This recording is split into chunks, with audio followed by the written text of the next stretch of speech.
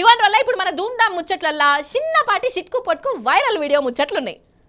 ఏందవ్వ ఊకో, ఆ వైరల్ వీడియోలు ఆల్రెడీ మా ఫోన్లలో వచ్చే ఉంటాయి, మళ్ళీ నువ్వు చూపించుడు అవసరమా సపరేట్గా అని అనుకుంటున్నారు కదా. అయ్యో గట్లా అనుకోకుండా ఇవి మన ఇష్టాలే చెప్పుకుంటే ఇంకా జబర్దస్తుగా ఉంటాయి, అందుకే తీసుకొచ్చినా చూడుండ్రి. ఏం మనసులో ఏందో కొంచెం కూడా తెలివి లేకుండా చేస్తుండ్రు. సోషల్ మీడియాలో ఎట్లనన్నా చేసి ఫేమస్ కావాలనుకుంటా ఏవేవో పిచ్చి పిచ్చి పనులన్నీ చేస్తుండ్రు. కానిగా పిచ్చి పిచ్చి పనుల వల్ల ప్రాణాలు తీసుకుంటుండ్రు.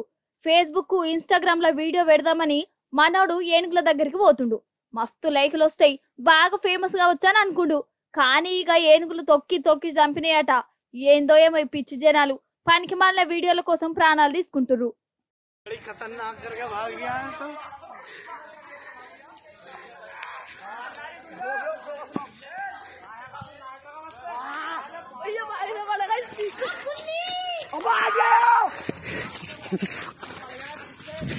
బోర్ని ఏషం పాడుగాను ఒక దిక్కడ కొండలీరిగి పడుతుంటే దగ్గరికి వెళ్ళుకుంటా వీడియోలు తీస్తుండ్రు. ఓ కారన్న కనిపిస్తలేదా నీకు? గటు చూడు, గా అక్క కూడా వీడియో తీసుకుంటుంది.